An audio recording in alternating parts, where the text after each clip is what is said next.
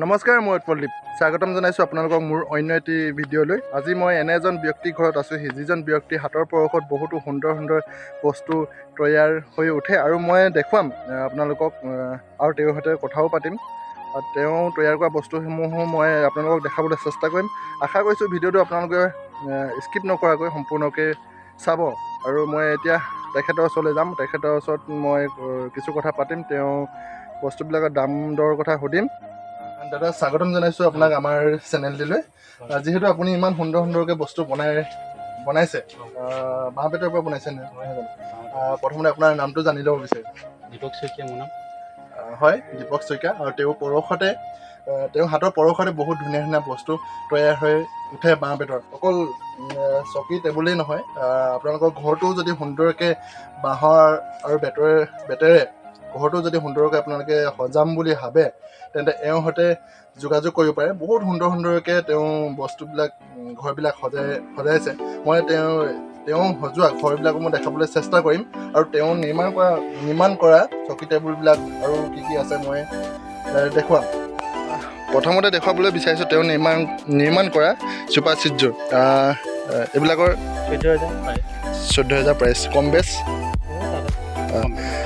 এয়া দেখাবলৈ চেষ্টা কৰিম। ডাইনিং টেবুল এয়া দেখিছেনে, ইমান সুন্দৰকৈ বাঁহ আৰু বেতেৰে নিৰ্মাণ কৰিছে।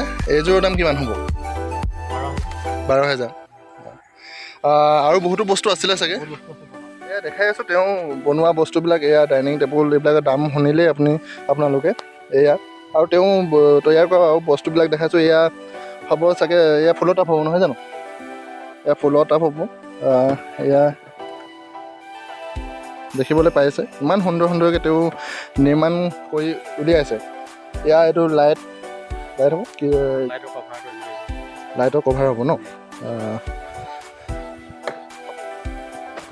এইবিলাক বস্তু বৰ্তমান অৰ্ডাৰ আছে আৰু তেওঁ নিৰ্মাণ কৰা বহুতো বস্তু বহুত জেগাত ছাপ্লাই গৈছে। এনে তথাপিও কিছুমান জেগাৰ নাম ক'ব পাৰিব নেকি, কোন জেগাত বস্তুবিলাক ছাপ্লাই গৈছে? হয় বন্ধুসকল, যোৰহাট, ডিব্ৰুগড়, তিনিচুকীয়া, অসমৰ বিভিন্ন জেগাত তেওঁ বনোৱা বস্তুবিলাক গৈছে।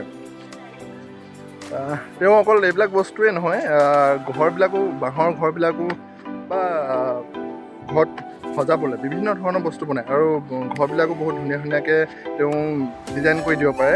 আৰু দেখাম তেওঁ ডিজাইন কৰা ঘৰবিলাকো দেখাম, কেনেধৰণে ডিজাইন কৰিছে, তেওঁ বনোৱা দৃশ্যসমূহ দেখাম। আৰু এয়া দেখাবলৈ বিচাৰিছোঁ, এইবিলাক কি হ'ব দাদা? ইয়াত টুল হ'ব, বহুত গধুৰ আছে এইবিলাক।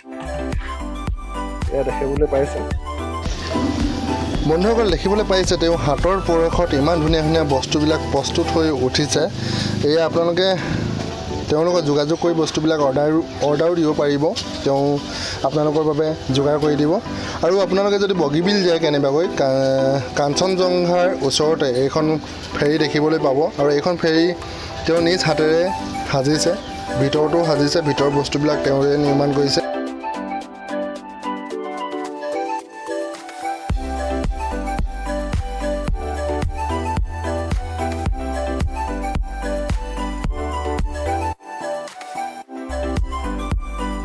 আপোনালোককো যদি তেওঁ বনোৱা কিছুমান ঘৰত সজাবলৈ বস্তুৰ প্ৰয়োজন হয় যদি, বা আপোনালোকৰ ঘৰটো যদি তেওঁৰ হাতেৰে বনাবলৈ যদি বিচাৰে, ধুনীয়া কৰিবলৈ যদি বিচাৰে, তেন্তে তেওঁৰ নাম্বাৰটো দি দিয়া হ'ব। আপোনালোকে যোগাযোগ কৰিব পাৰিব। তেওঁৰ সৈতে যোগাযোগ কৰি দাম দৰবিলাক সুধি আপোনালোকে ঘৰলৈ বস্তুবিলাক নিব পাৰিব। তেওঁৰ নাম্বাৰটো মই দি দিম।